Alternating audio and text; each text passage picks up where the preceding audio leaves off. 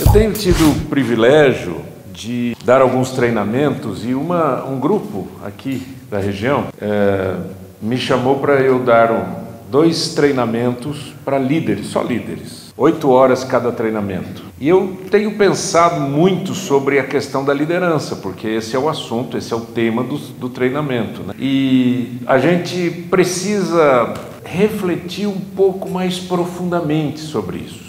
Por quê? Porque todos nós somos líderes. A verdade é essa. A gente pensa que não por falta de um cargo, falta de uma função, mas não é o cargo que te faz, não é? Aliás, tem gente em cargos errados, né? E que estão sofrendo por causa disso. Não é o cargo que faz você, é você que faz o cargo.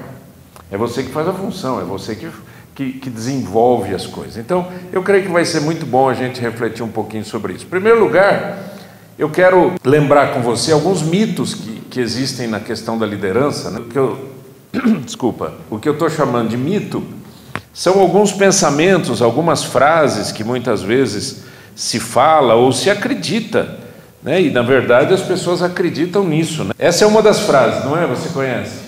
Manda quem pode e obedece quem tem juízo, né? Essa aqui é uma das frases clássicas. Outra é: liderança não se discute, se cumpre. Outra é: se você quiser amizade, arruma um cachorro, aqui é trabalho, né? Liderança é dom, não se aprende. E daí vem muitas outras frases que acabam criando para a gente um monte de decisões erradas na vida. Tudo aquilo que você acredita forma um universo de crenças. E essas crenças, elas podem te levar a sentimentos e a ações que são muito ruins ou muito boas, depende da crença, depende dos valores que você abraça. E a gente precisa sempre pensar no que significa uma liderança com mais profundidade, e aqui uma palavra para refletir: há uma virada no conceito de liderança.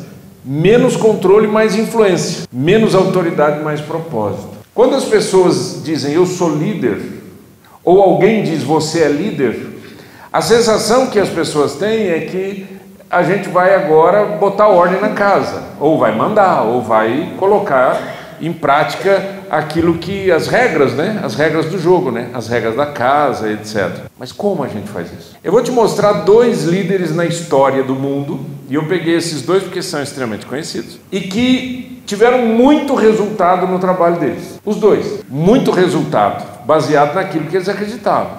Não tiveram resultado? Adolf Hitler teve resultado, e muito resultado. Não estou dizendo que foi bom.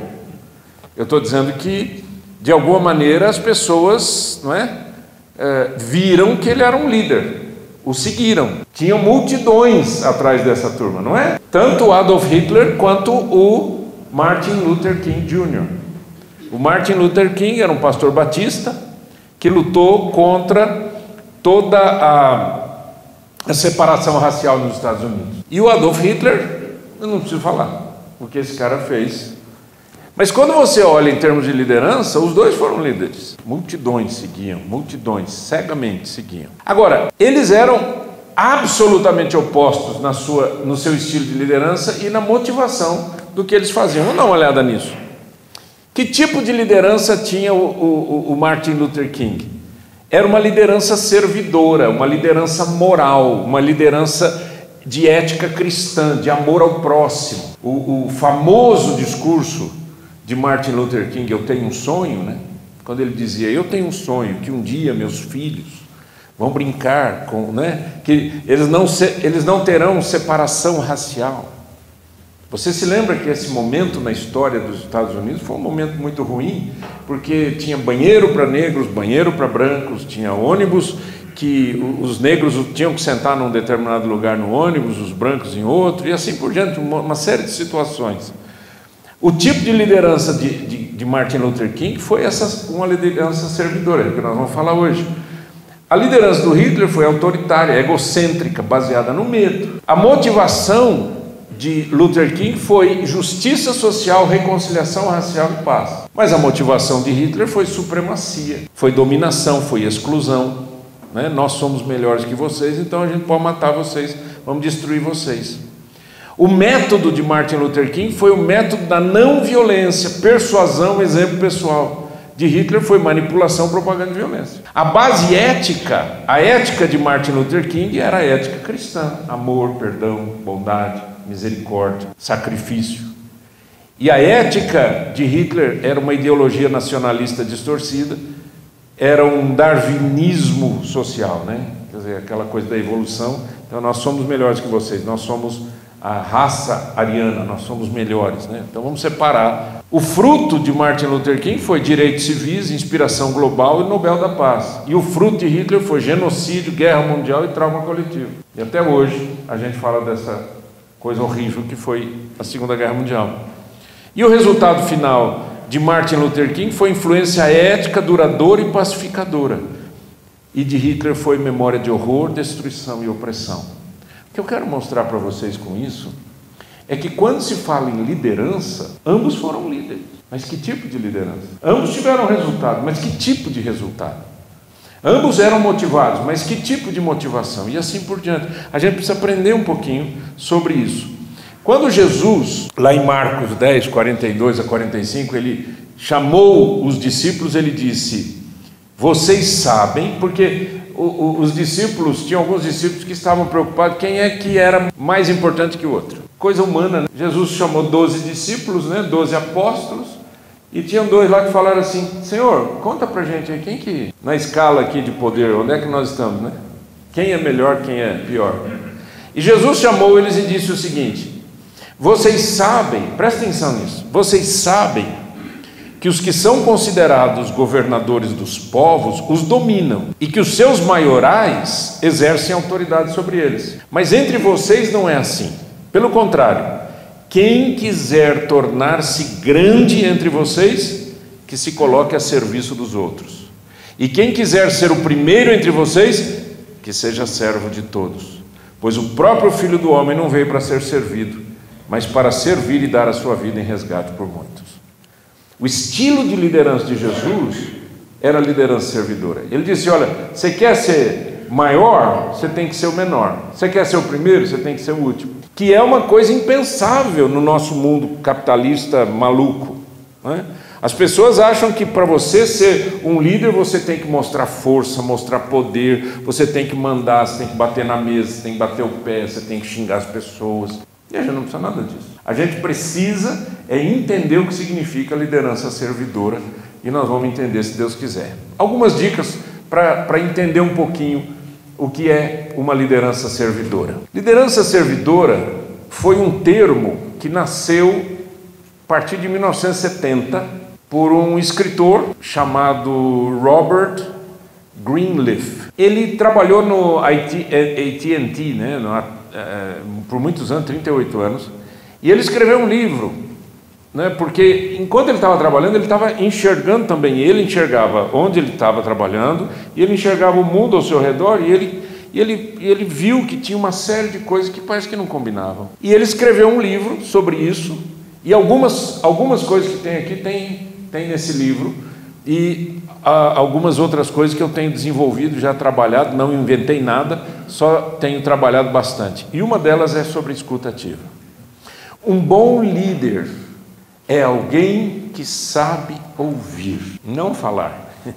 A gente acha que um bom líder é aquele que sabe falar, né? Um bom líder sabe ouvir. Escuta ativa é um termo que nos ajuda a compreender que para ouvir você não tem que ficar formulando respostas enquanto alguém está falando, mas você simplesmente precisa ter uma audição presente. Chama-se estar presente 100% naquela conversa. Um líder servidor é alguém que presta atenção nas pessoas. Você é líder da sua casa, mas cada vez que os seus filhos vêm conversar com você, por exemplo, se forem pequenos ou adolescentes ou ainda morarem com você está assistindo televisão, ou vendo um celular, ou fazendo alguma coisa, né? Você não está prestando atenção. Ah, mas é que eu estou cansado. Esse tipo de coisa a gente tem que acabar, esse tipo de frase tem que ser destruída na nossa vida.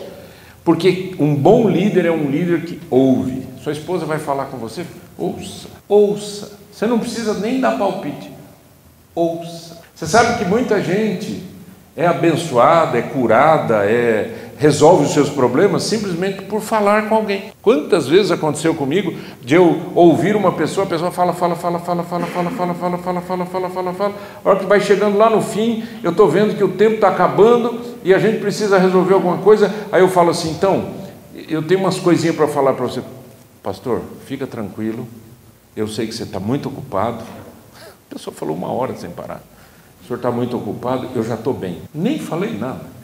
Falei bom dia e tchau. Mas isso é interessante, porque ouvir é um exercício extremamente importante. Aliás, Tiago diz, cada um esteja pronto para ouvir, mas tardio para falar e tardio para ficar irado. Você não precisa levantar a mão, tá? Fica frio, fica tranquilo. Não vai se denunciar, tá bom? Fica frio, vocês já estão, né? Você ira muito facilmente? Você fica irado? O Pedrão se aforma da gente. Pedro, né? Ó, o Pedro. Você fica irado? Você perde o controle? Alguém vai falar com você, alguém que, quando eu falo alguém, eu estou falando de alguém muito próximo, né? Que você não fica irado com o chefe, você não fica irado com pessoas de fora, você fica irado com a mulher, você fica irado com seu filho, você fica irado com um parente, com um cunhado, né? Com o irmão, com a irmã. Tem gente que você olha no rosto da pessoa assim, a sensação que a gente tem é igual desenho animado, parece que a pessoa está inchando e ela vai explodir, né? Vai ficando vermelha, os olhos, a pessoa não fica mais confortável, não tem cadeira, mas você se ira facilmente? Então deixa eu te falar uma coisa, nós podemos controlar a ira. A ira é uma resposta biológica que nós temos. Se você está andando na rua e você se depara com uma injustiça, você fica irado, na hora. Só que a Bíblia diz assim, irai-vos e não pequeis. Não deixe o sol se pôr sobre a vossa ira. Porque a ira dá aquela resposta, mas eu tenho que controlar. É possível controlar. E uma maneira da gente não ficar irado dentro de casa é a gente ouvir. Ouvir para entender. Quem ouve o outro confia. Quem não ouve, a outra pessoa para de falar. É igual um filho pequeno ou um filho adolescente que vem conversar com você e conta uma história daquelas assim que você fala, meu Deus, né? Horrível, que viu na escola, que aconteceu. O que acontece com esse filho ou essa filha se você se irar? Nunca mais fala com você, não se abre mais, não quer conversar. Por quê? Porque perdeu a confiança e gerou defesa.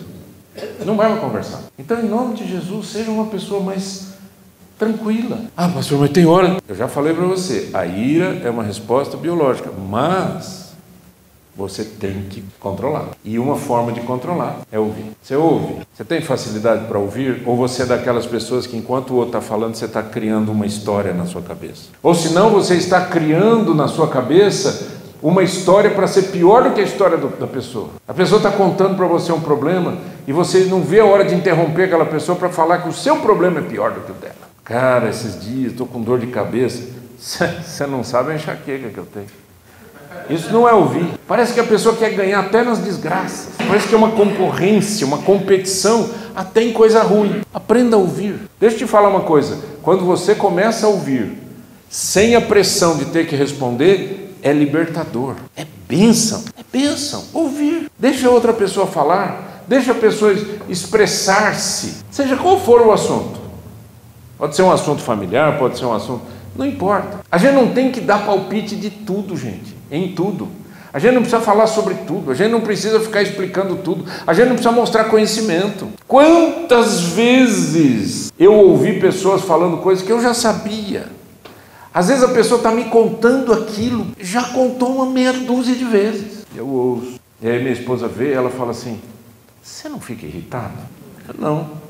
Por quê? Por que você não interrompe a pessoa e fala assim, você já me contou isso? Porque é bom para ela. O que eu vou ganhar? A pessoa chega para mim e diz assim, então, rapaz, você sabe o que me aconteceu outro dia, não sei o quê, e tal, não sei o quê. Ah, você já me contou. Ah, é? Acabou a conversa. Concorda ou não? Acabou a conversa. O meu pai, ele foi perdendo a memória. Depois dos 82, 83 anos de idade, ele faleceu com 89, ele foi perdendo a memória. Até não lembrar mais, não sabia quem eu era, nada. Meus irmãos, ninguém. E ele, às vezes tem umas coisas que são boas, né?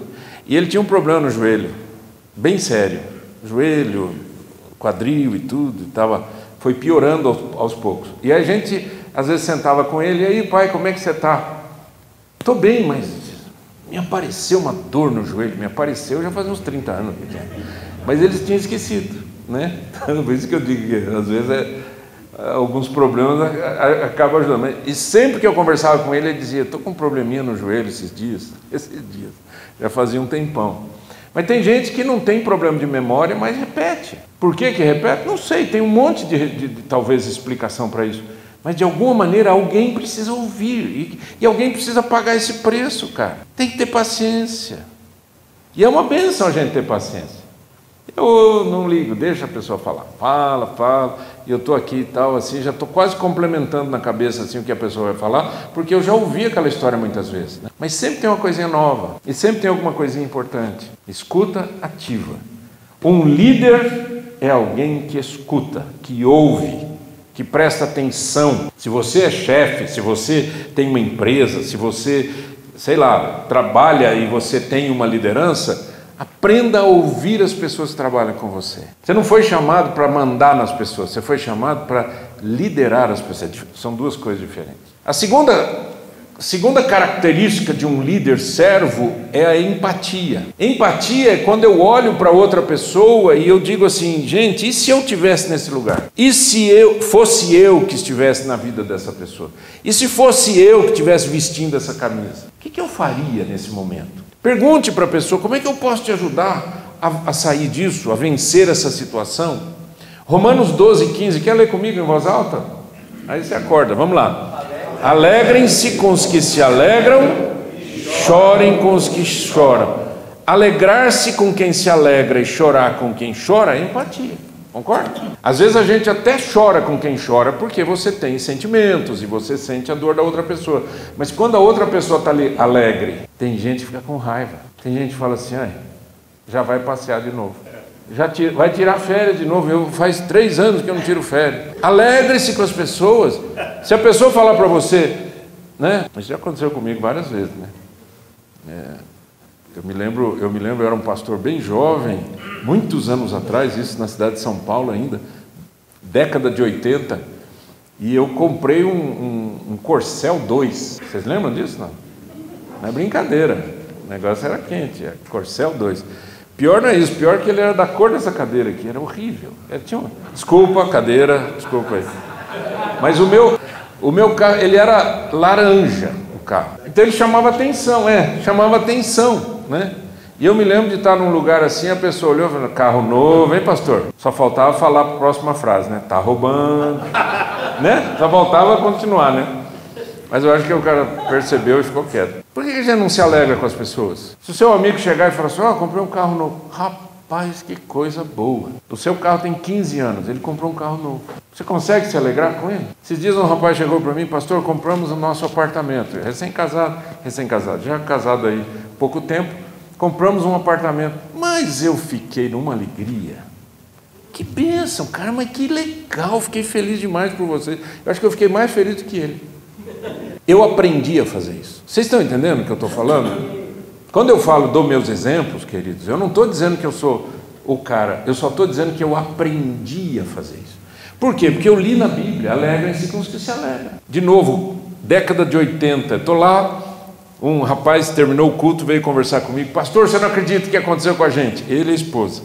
Falei, o quê? Ganhamos uma passagem para Disney, para os Estados Unidos. Mas para ir ver a Disney. Ganhamos. O sonho da minha vida era ir para os Estados Unidos. E eu nunca tinha ido. Quando eles me contaram aquilo, eu me lembrei do quê? Alegrem-se com os que se alegram. E eu fiquei feliz, curti bastante, etc. Para que eu vou deixar o meu coração nutrir inveja? Não é? Puxa vida, eu aqui já orei tanto para isso. Para que isso? Não precisa disso. Empatia. Empatia tem a ver com você se colocar no lugar da outra pessoa. O que você gostaria que a pessoa... Como que você gostaria que a pessoa reagisse se você contasse uma história? Eu me lembro quando a gente morou no Canadá, nós ficamos lá no Canadá vários anos, e aí voltamos para o Brasil. Quando voltamos para o Brasil, obviamente, vocês Encontra com os parentes, encontra com os amigos, etc. Ninguém me perguntava nada dos quase 5 anos que eu tinha vivido no Canadá. As pessoas só falavam delas. E eu ficava assim, eu falava, Vera, interessante, né? O pessoal, tudo bem que às vezes não se interessa, mas a gente ficou tanto tempo longe, nem para chegar e falar assim, e aí? E o frio é frio? E a situação como é que é? Como é que é viver num outro país? Ninguém se interessava, não se interessava. Só queriam falar delas, só falar delas. Fala delas. Isso não é empatia. Empatia é quando você se coloca no lugar do outro. Então hoje quando alguém chega para mim e diz assim, porque eu tive em tal lugar, rapaz, conta para mim, como é que foi? E aí a sua experiência? Você teve algum choque cultural? Você sentiu alguma coisa diferente? Não foi? Fez? Não foi? Não sei o quê? Para que eu vou ficar contando da minha experiência que eu tive no Canadá? Entende o que eu quero dizer? Empatia é sentir o outro. De novo, se você tem um filho, uma filha, e o filho ou a filha querem conversar com você, seja empático. Entenda que para esses jovens de hoje não está fácil viver. O mundo está complicado para os jovens.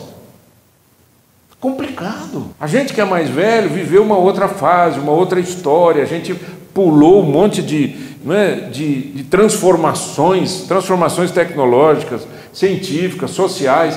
Essa meninada chegou na onda, eles não sabem o que fazer, eles não sabem procurar um emprego, gente. Esses dias estavam me contando que uma pessoa foi procurar emprego e levou a mãe. Levou a mãe.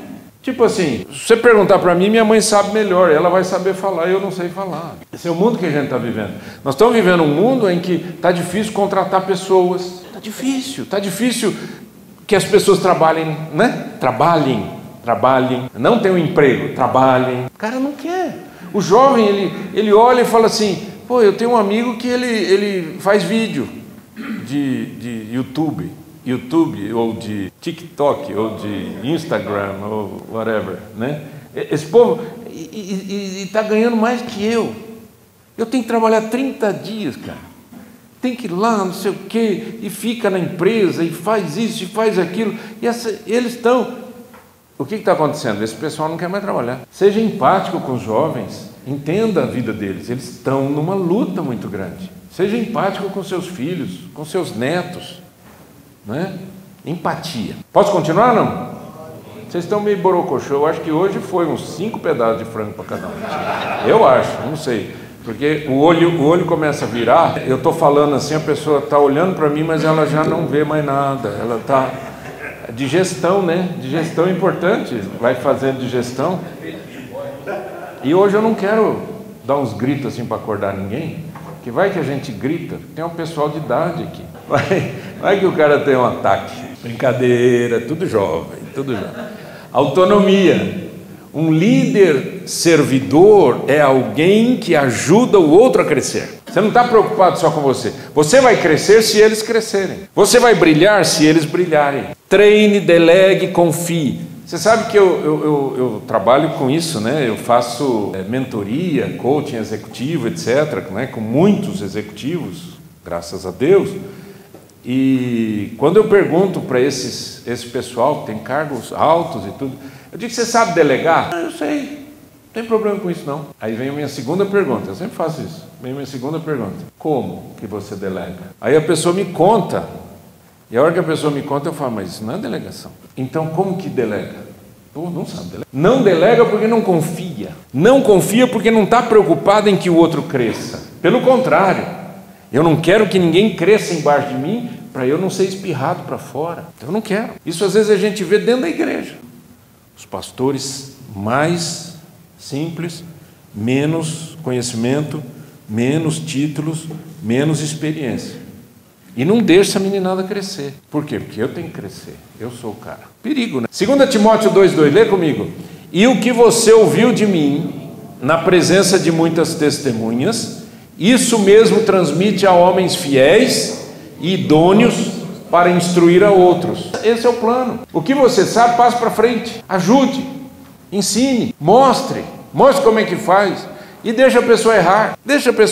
Errar faz parte do aprendizado, gente. Ou não? Você só aprendeu a andar de bicicleta quando você caiu.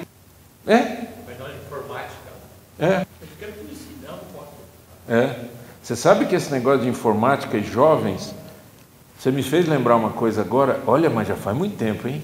faz mais de 30 anos, eu acho que faz mais de 30 anos, eu estava em Fortaleza, pregando numa igreja lá, me puseram lá na casa de alguém, e aí tinha um menino lá, e eu falei assim, mas essa coisa de computador, muito novo, né? Eu falei, como é que é? Eu sempre fui muito curioso, como é que é esse negócio aqui? Não, aqui é o seguinte, é assim, ó. Ele fez com uma velocidade tão intensa, que eu fiquei olhando, deu vontade de virar as costas e ir embora. Eu falei, eu não aprendi nada com essa velocidade.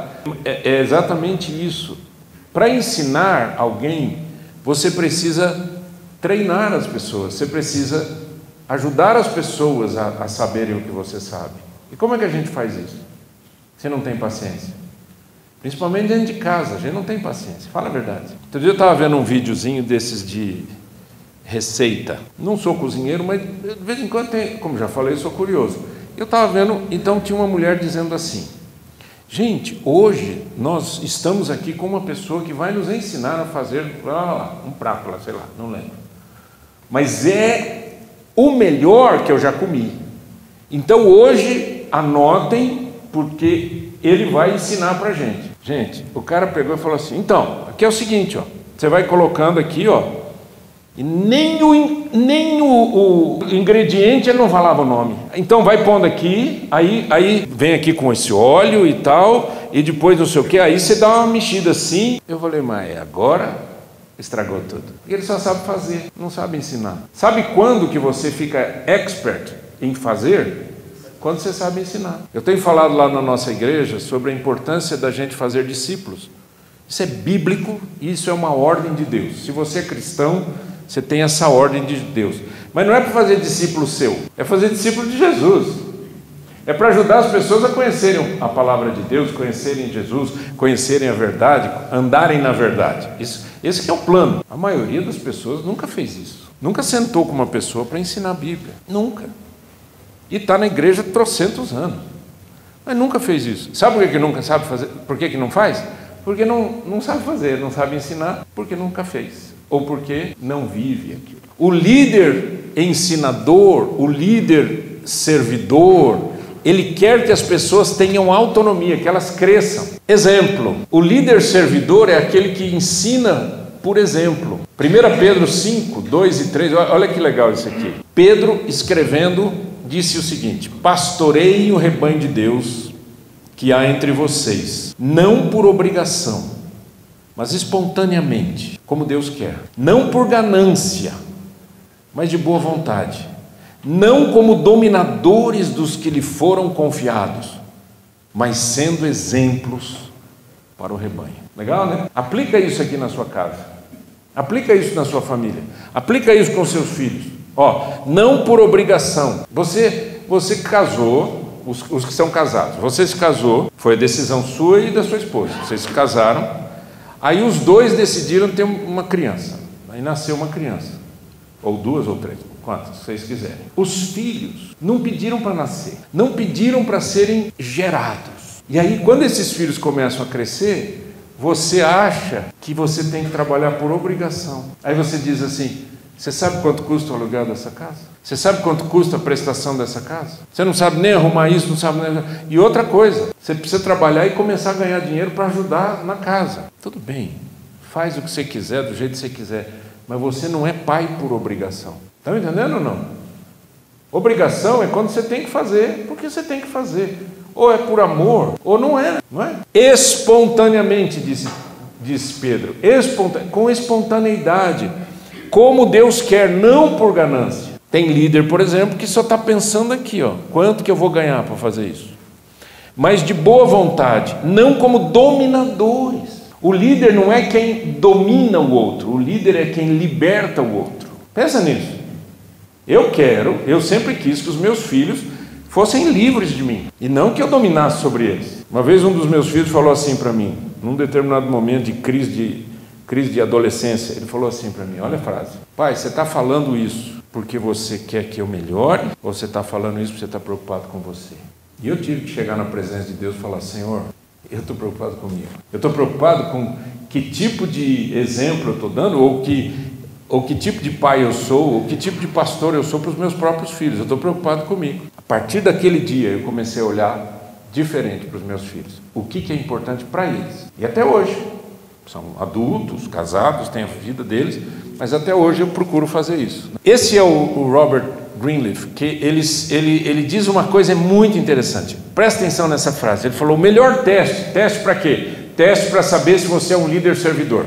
O melhor teste e difícil de aplicar é aqueles atendidos, ou as pessoas com quem eu trabalho, as pessoas que estão perto de mim, elas crescem como pessoas. Ao serem atendidos, eles se tornam mais saudáveis, mais sábios, mais livres, mais autônomos, com maior probabilidade de se tornarem servidores. E qual é o efeito sobre os menos privilegiados da sociedade? Eles se beneficiarão ou pelo menos não serão mais prejudicados? O tipo de liderança que você exerce é o tipo de liderança que vai gerar um resultado. Concorda ou não? Como eu falei, o Hitler gerou um tipo de liderança que gerou resultado. O resultado era o que ele queria. Ele queria acabar com os judeus, ele queria tomar conta da Europa, ele queria isso, queria aquilo. Ele teve resultado, mas a que custo? Quantos milhões e milhões morreram? Não foi só no Holocausto que morreram na guerra. Gente que não estava nem pensando em guerrear com ninguém teve que entrar na guerra. Que tipo de resultado? O líder servidor é alguém que deixa um rastro, deixa um legado abençoado. As pessoas perto, essa é uma preocupação sempre minha. Eu fico assim: oh meu Deus, eu queria que as pessoas que estivessem perto de mim, me ouvindo, etc., elas crescessem mais rápido que eu. E crescessem, e fossem para frente, e dessem frutos. Eu não quero seguidores. Estou falando com sinceridade, eu não estou falando como pastor. Como líder, eu não quero seguidores, eu não quero que os meus filhos fiquem: ô pai, o que eu faço agora? Ô pai, o que eu faço agora? Ô pai, o que eu faço agora? Né? Às vezes eu até reclamo um pouquinho com a minha esposa, porque eles não falam mais nada comigo, não perguntam nada. Mas está certo, eles têm que crescer, eles têm que desenvolver, eles têm que andar, eles têm que ser pais, e eles têm que viver. Em João 13, e eu vou terminar com isso, João 13, você tem a experiência que Jesus deixou no coração dos discípulos, né? Quando ele lavou os pés dos discípulos. Depois de eles ter lavado os pés, Jesus pôs de novo as suas vestimentas e, voltando à mesa, perguntou-lhes, presta atenção: vocês compreendem o que eu fiz? Porque Jesus lavou os pés. Quem que lavava os pés das pessoas? Eram os escravos, eram os servos da casa, certo? Nem o dono da casa lavava o pé do visitante, e Jesus foi lavar os pés dos discípulos. Vocês compreendem o que eu fiz? Presta atenção, que pergunta importante, que Jesus não estava ali para lavar os pés deles. E a preocupação não era se o pé estava mais limpo ou menos limpo. A preocupação era o que é que eles vão levar para a vida a partir dessa experiência. Vocês compreendem o que eu lhes fiz? Vocês me chamam de mestre e de senhor e fazem bem, porque eu sou. Ora, se eu, sendo senhor e mestre, lavei os pés de vocês, também vocês devem lavar os pés uns dos outros, porque eu lhes dei o quê? O exemplo, para que como eu fiz, vocês façam também. Em verdade lhes digo que o servo não é maior do que o seu senhor, nem o enviado é maior do que aquele que o enviou. Se vocês sabem essas coisas, bem-aventurados são se as praticarem. Se você descobre essa verdade que Jesus está ensinando, ele está dizendo: você é mais do que feliz se você puser em prática. Mas se não puser em prática, vai passar batido, vai passar batido. É por isso que tem gente que fala assim, às vezes é a esposa que fala isso, né? O meu marido é uma pessoa fantástica dentro da igreja, fantástica no trabalho, todo mundo gosta dele, mas quando chega aqui em casa é insuportável. Por quê? Porque sabe, até aplica com os outros, mas não pratica em casa, né? E se a gente precisa de algum tipo de testemunho, é o testemunho de casa. Você pode ter sucesso na vida financeira, você pode ter a melhor empresa do mundo, você pode viajar o mundo inteiro, você pode ter dinheiro, mas se você não tem sucesso na sua casa, tem alguma coisa errada. Então o que você vai fazer a partir de agora? Vamos ficar em pé, queridos? Vamos orar. Senhor, em nome de Jesus, a minha oração é que o Senhor nos ajude a sermos servos servidores, e que deixem um legado nessa história, nesse mundo, um legado de pessoas que se parecem com Jesus, um legado de bondade, de amor, de graça, de compaixão, para que muita gente seja abençoada a partir de nós, em nome de Jesus. Amém.